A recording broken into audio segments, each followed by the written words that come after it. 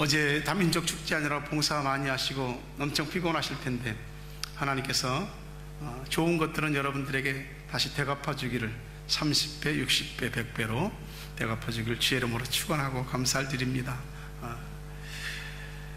교우들하고 함께 인사하십시오. 가족들하고 사랑합니다. 축복합니다.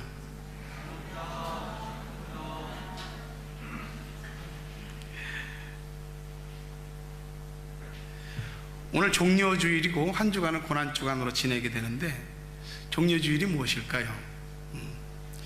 우리가 예수님을 잘 알지만 그 공생의 3년 사역을 시작하시면서 엄청나게 주님께서 사람들 많이 따라다녔습니다. 사람들이. 그런데 놀라운 것은 예수님이 사람을 몰고 다니지 않았다는 거죠. 사람들이 따라왔습니다. 사람들이 나를 막 따르고 그러면 기분도 좋고 우쭐해질 수도 있고 그러거든요. 근데 예수님은 설교하실 때, 그리고 그들의 아픔과 고통과 또 병을 고치고 하는 그런 일에는 그들 속으로 들어가셨는데 많은 사람들 속에 뒤섞이는 건 그런 건 하지 않았습니다. 늘 홀로 떨어지셨죠. 근데 유독 이 종려주일만큼은 사람들이 많은 날 주님께서 그 사람들 속으로 들어가십니다. 유대인의 명절 가운데 유월절이 있습니다. 유월절은 이스라엘 백성들이 400년 동안 애굽의 노예 생활을 하던 데서 하나님이 건져주신 날을, 해방시켜주신 날을 기념하는 절기입니다. 굉장히 기쁜 날이죠. 영적으로 치면 죄에서 해방된 날, 구원 얻은 날 그러거든요. 이 2월절이 되면은 전국 각도에 있는 백성들이 다 예루살렘으로 몰리는 겁니다. 그 작은 예루살렘에 수백만의 사람들이 몰려드는 거예요. 완전히 발 디딜 틈 없을 정도로 그렇게 되는 거죠. 근데 예수님이 왜 하필 그 많은 사람들 속으로 들어가시나? 때가 된 겁니다.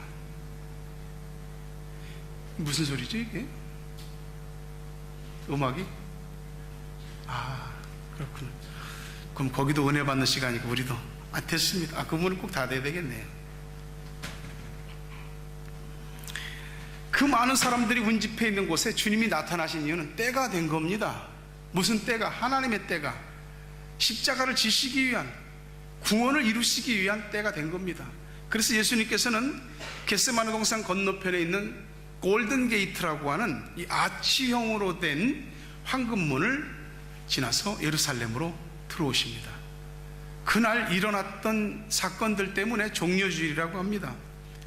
사람들이 예수님이 들어오는데 종려나무, 야자수입니다. 팜출인데 야자수를 바닥에다 깔고 환영을 하는 겁니다. 이건 일반 어떤 유명한 사람을 환영하는 게 아니고 왕을 영접하는 백성들의 환영식입니다. 호산나 다윗의 자손이여라고 하잖아요. 다윗의 자손이 뭡니까? 우리를 구원할 메시아가 다윗의 후손에서 온다고요. 마태복음 1장 1절의 말씀처럼 아브라함과 다윗의 자손 예수 그리스도의 세계라, 다윗의 후손으로 오시는 겁니다. 이 많은 백성들이 예수를 구세주로 지금 인정하고 자신들을 구원해줄 메시아로 받아들이는 거지요. 그런데 예수님이 생각하는 것과는 다르죠. 자기들을 정치적인 상황에서 또 굶주림의 배고픔의 이 경제적인 상황에서 구원해줄 메사이아를 지금 환영하는 겁니다. 근데 이날 종려나무 가지를 흔들고 바닥에 깔고 했기 때문에, 그렇게 주님을 환영했기 때문에 종려주일이라고 그럽니다. 예수님을 이렇게 백성들이 환영한 것 같은데 수없이 많은 사람들이, 근데 실상은 예수님 환영한 거 아닙니다. 성경은 말하기를 그들이 예수님 환영했다고 하지 않습니다. 요한복음 1장 9절부터 12절 보면 참빛 곧 세상에 와서 각 사람에게 비치는 빛이 있었나니 그가 세상에 계셨으며 세상은 그로 말미암아 지은 바 되었을 때 세상이 그를 알지 못하였고 자기 땅에 오매 자기 백성이 영접하지 아니하였으나 영접하는 자 곧 그 이름을 믿는 자들에게는 하나님의 자녀가 되는 권세를 주셨으니, 영접하지 않았다고 그럽니다. 예수님이 빛으로 오셨지만 빛을 좋아하지 않았어요.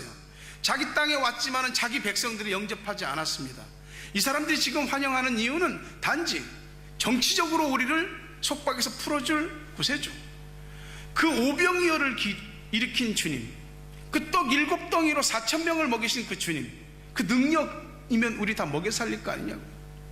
어떤 임금이든지 백성들 못 먹여 살리면은 그 임금 아니거든. 이성계가 고려 말에 무신으로서 나중에 조선을 세우고 태조가 되는데 법을 하나 만듭니다. 그 토지개혁을 만들고 토지개혁법을 해서 백성들에게 땅을 돌려주고 하는 일들을 하는데, 그러니 백성들이 거기서 난 쌀을 가지고 음식을 해 먹었어요. 그래서 예전에는 먹어보지 못했던 밥이다 그래서 이밥이라고 했습니다. 이성계 이자를 써서 이밥이라고 그랬단 말이에요. 배고픔을 해결해 줄 수 있는 왕, 예수를 그렇게 환영했다고요. 근데 예수님 환영한 거 아닙니다. 자신들의 목적을 위해서 예수님을 환영한 거죠. 근데 우리는 그렇게 예수를 환영하지 않았습니다. 우리는 예수 본 적 없지만 믿음으로 그분을 그리스도로 믿고 영접했습니다. 12절 말씀대로 영접하는 자, 곧 그 이름을 믿는 자들에게 하나님의 자녀가 되는 권세를 주셨습니다. 그 은혜로 우리가 오늘 하나님의 자녀된 권세를 받은 줄로 믿습니다. 그 하나님의 백성들이 오늘 예배를 드리니 하나님께서 이 시간 우리에게 하늘문을 여시고 각 사람에게 은혜 주시기를 다시 한 번 더 주의 이름으로 축원합니다. 근데 그 주님이 예루살렘에 입성하시면서 그 얘기하십니다. 나 필요한 거 있다. 내가 필요하다.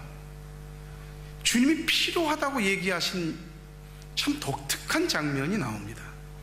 생전 주님은 야, 뭐 좀 나한테 가지고 와봐라 그런 적이 없었어요.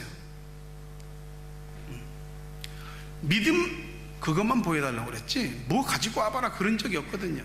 근데 여기서 나귀를 갖고 오라고 합니다.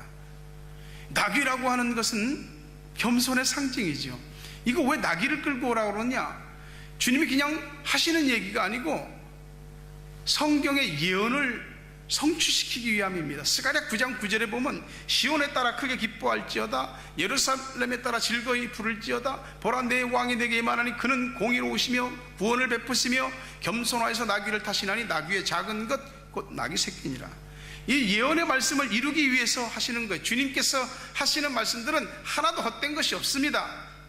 천지가 없어지기 전에는 하나님 말씀의 1.1핵이라도 다 이루어져야만 천지가 없어진다고.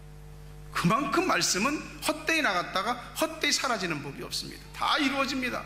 주님께서 예루살렘 벳박이라고 하는 곳에 도착했는데 제자들 둘을 보내서 야, 건너편에 가봐라. 거기가 어디냐? 베다니 마을입니다. 베다니 마을에 가면 거기 나귀가 있을 것이다. 그 나귀를 가지고 와라. 주님께서 자기 것도 아닌데 남의 걸 갖고 오라고 그래요. 제자들이 의아해할 수 있잖아요. 근데 제자들한테 그러죠. 내가 필요하다고 그러면, 내가 쓰겠다고 그러면 내줄 것이다. 과연 가보니까 나귀가 있는 겁니다. 그 나귀 새끼도 있는 겁니다.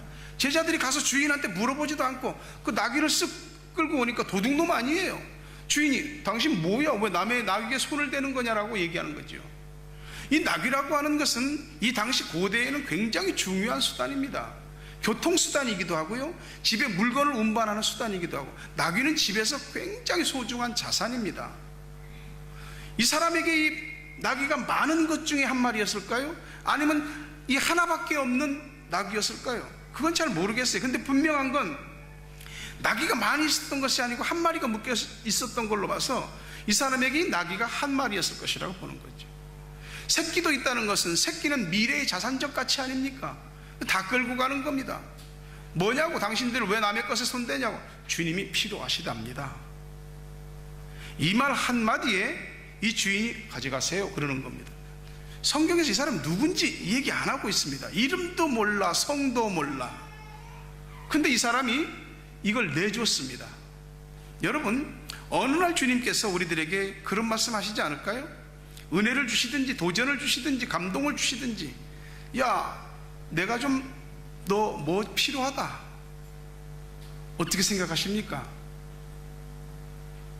많은 것 중에 하나를 달라고 필요하다고 얘기하실 수도 있고, 내게 하나밖에 없는 것을 필요하다고 하실 수도 있습니다.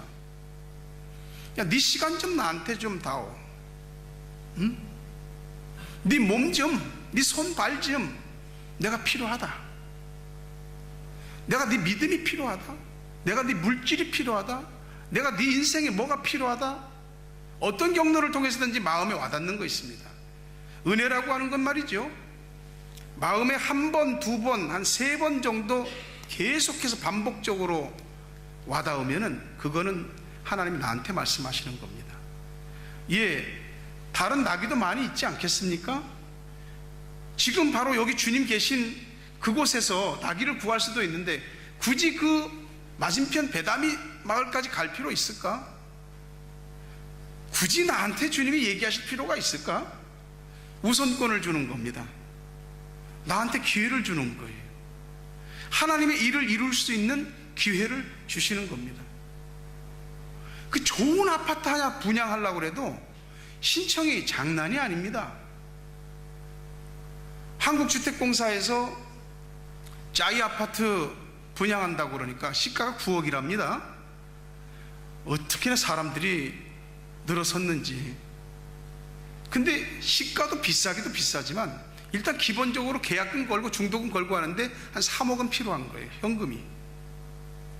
근데 사람들이요, 그거를 갖다가 기회로 여기는 겁니다.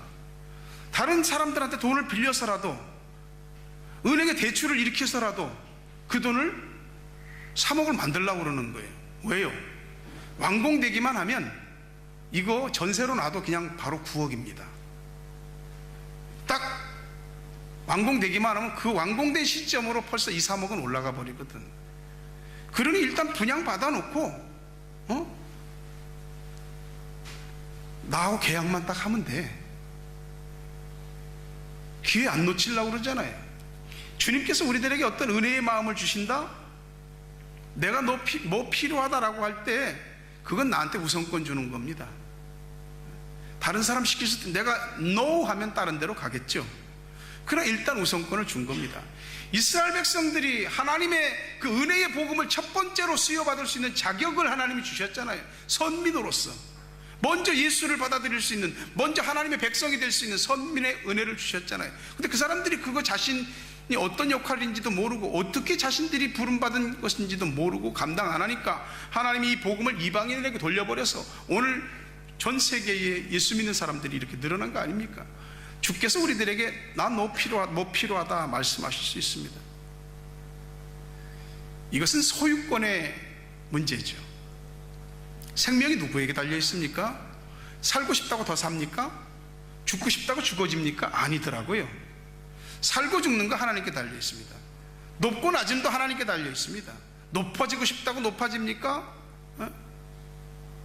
하나님이 누르면 못 높아지고, 낮아지고 싶다고 낮아지겠습니까? 하나님 높여주시면 올라가는 거죠. 내가 막 벌겠다고 해서 돈이 막 벌립니까? 벌게 해주셔야죠. 뭐든지 다 하나님 거거든요. 결정적인 순간에 하나님이 내가 너에게 뭐가 필요하다라고 할 때에, 그때에 이건 안 되겠는데요. 이것이 많은 경우에 우리들의 모습이죠. 3절 말씀대로 만일 누가 무슨 말을 하거든 주가 쓰시겠다라 그리하면 즉시 보내리라. 지금까지도 그랬고 앞으로도 그럴 것이고 어느 날 주님이 나한테 그럴 겁니다. 우리 가정에 그럴 겁니다. 야, 내가 뭐 필요하다. 직접 와서 말씀 안 하고 누군가를 통해서 말씀하실 겁니다. 마치 제자 둘을 보내서 그 나귀 주인한테 이야기했던 것처럼 누군가를 통해서 나한테 말씀하실 거예요. 설교를 통해서든지 성경을 읽다가든지 기도하다가든지 찬송을 부르다가든지 또는 누구하고 얘기하다든지 어느 순간 뭐가 불현듯이 탁 와닿는 게 있어요. 주님이 필요하다고 얘기하시는 겁니다. 그때 무엇이 되었든 그 필요한 것을 내드릴 때 그 사람은 주님의 일을 함께 이루는 겁니다. 여러분, 요 나귀는 그냥 나귀입니다. 그 수천 수만의 수백만의 나귀 중에 한 마리입니다. 근데 이 나귀는 일반 나귀가 아니에요. 이미 주님께 선택을 받았다는 순간, 주님께서 필요하다고 하시는 순간, 주님께서 쓰시는 그 일에 쓰임 받을 때 그냥 나귀가 아니고 거룩한 성물이 되는 겁니다. 거룩한 것이 된 거예요. 시간이 다 똑같은 시간입니까? 우리 몸이 다 똑같은 시간입니까? 물질이 다 똑같은 물질입니까? 주님께서 필요하고 하시는 곳에 쓰여질 때 우리의 시간은 거룩한 시간이 되는 것이고, 우리 몸은 거룩한 몸이 되는 것이고, 우리의 물질은 거룩한 예물이 되는 것입니다. 참 이게 주님께서 또 아무나 그러는 건 아닌 것 같아요. 근데 기회는 주십니다. 어떤 경우를 통해서든지 하나님의 일을 함께 이루어 갈 수 있는 기회가 여러분들에게 주어지거들랑 그때 감당하십시오. 헌신이란 내가 할 수 있을 때 하는 것은 아니더라고요. 주어질 때, 주님이 필요하다고 하실 때, 그때 헌신이 되는 거죠. 이 사람 자신의 것을 그냥 아무 말 안 하고 그냥 내드렸습니다. 글쎄요, 예수님을 알긴 알겠죠. 은혜 받은 사람이겠죠. 주님께서 주시는 은혜가 있거들랑 내가 뭐 필요하다 그러면 거절하지 마시고 주님의 일을 이루는 것에 같이 쓰임 받으시기 바랍니다. 이 나귀는 하나님의 위대한 구원 역사를 이루어가는 그 길에 쓰임받은 참 위대한 나귀입니다. 성경에는 유명한 나귀가 둘 있습니다. 하나는 여기 나오는 이 나귀고 또 하나는 발람의 나귀입니다. 발람이라고 하는 선지자가 이방인으로서 선지자가 하나님의 선지자가 됐는데 참 특권을 받은 거지요. 근데 발락이라고 하는 왕이 야, 저 이스라엘 백성들이 조금 굉장히 두렵고 걸리적거린다. 당신이 좀 저주해 주라. 내가 어떻게 저주를 하겠느냐? 그랬더니 뇌물을 갖다 바치는 겁니다. 이게 발람 선지자가 뇌물을 받아먹고 하나님 앞에 이걸 갖다 고민하는 거죠. 가야 되나 말아야 되나. 나중에 더 많은 돈을 갖다 안겨주니까 고민될 것이 없이 이렇게 기도하는 겁니다. 하나님, 가야 됩니까? 말아야 됩니까? 왜 가는데? 하나님의 백성 이스라엘을 저주하라고 지금 발락 왕이 지금 돈으로 매수하는 건데 거기 가야 돼 말아야 돼? 안 가야 되지 당연히. 근데 그걸 기도하고 있어. 이걸 자빠져 있다고 그러는 겁니다. 그 기도하고 자빠져 있는 거예요 그게. 그래서 가는데 나귀를 타고 가니까 나귀가 앞으로 가야 되는데 자꾸만 벽 쪽으로 비비는 거야. 나귀를 막 이거 왜 이래 하고 때리니까 나귀가 나중에 말하잖아요. 당신 눈앞에는 지금 하나님의 사자가 불칼을 들고 서 있는 게 보이지 않냐고 나귀가 말을 하잖아요. 이 나귀도 주님 일에 쓰임받았고 여기 이 나귀도 쓰임받는 겁니다. 여러분, 나귀보다도 더 크게 쓰임받아야 하지 않겠습니까? 사람인데 주님이 뭐 필요하다 하시면 어떤 경로를 통해서든지 은혜가 되거들랑 그 일을 하십시오. 하나님의 일을 이루는 아주 중요한 결단인 줄로 믿습니다. 주님 가시는 길에 주님이 필요하다고 안 해도 자발적으로 하는 사람들이 있습니다. 여러분, 꼭 뭐 필요하다 그래서 하는 것도 있지만은 이거 이렇게 하는 것이 옳다, 이거 주님 필요한 일이야 하는 일들이 있잖아요. 자발적으로 제자들이 먼저 겉옷을 벗어서 나귀에 앉고 주님 앉으십시오. 그리고 가는데 사람들이 겉옷을 벗어서 깔고 사람들이 종려나무 가지를 막 흔들며 밑에 베어서 이렇게 가지를 깝니다. 종려나무 가지가 승리를 상징하는 나무거든요. 왕이 행차할 때 백성들이 왕을 존중하는 예우의 방식입니다. 누구도 거기 억지로 막 동원된 사람이 없습니다. 동원된 사람이 없어요. 누가 막 모이라고 해서 모인 사람이 없어요. 다 자발적으로 그냥 전부 다 누가 시킬 것도 없이 다 그렇게 하는 겁니다.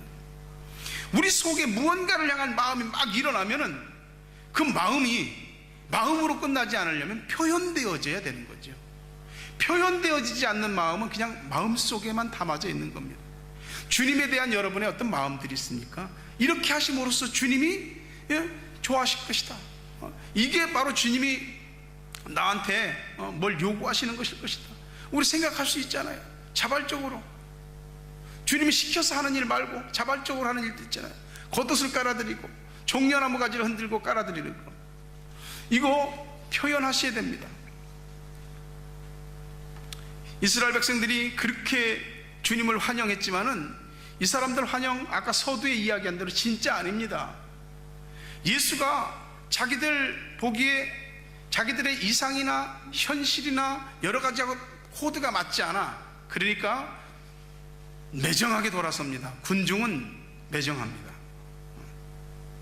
예수가 끌려가면서 뭔가 기적을 일으켜갖고 그냥 완전히 뒤집어 엎어버리고 빌라도 앞에 가서 빌라도를 그냥 확 매다 꽂아버릴 줄 알았는데 한마디도 못하는 거예요. 한마디도 안 해.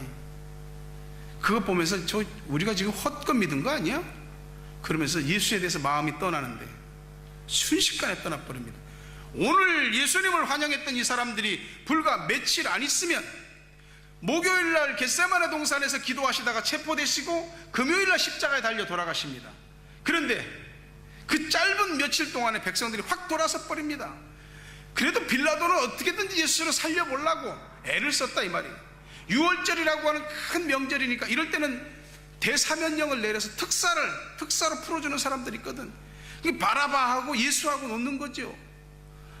누구를 풀어줄까? 바라바는 강도예요. 흉악한 강도, 사람 죽인 강도예요.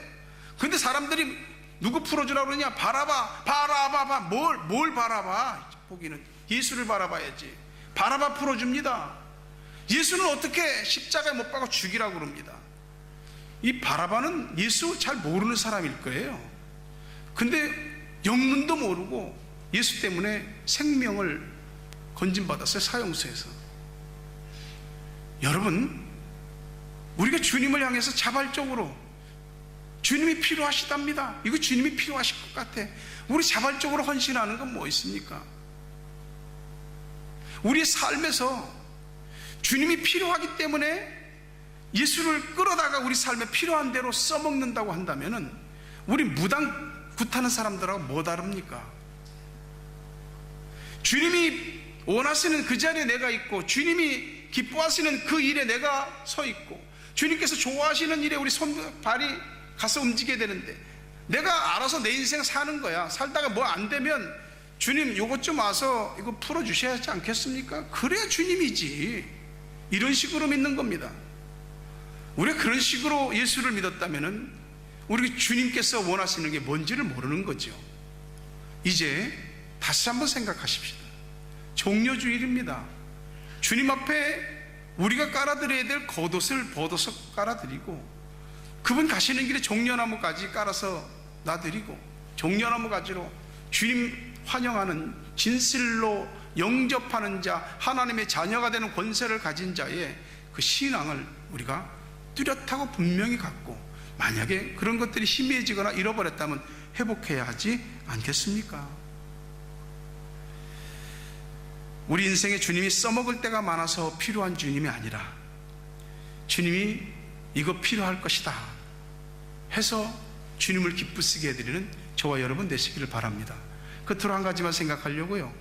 주님께서 가시는 길에는 찬양이 오늘 따르고 있는 것을 봅니다.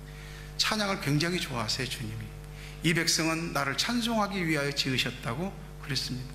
나는 너희들의 그 찬양 가운데 임재한다고 그러셨어요.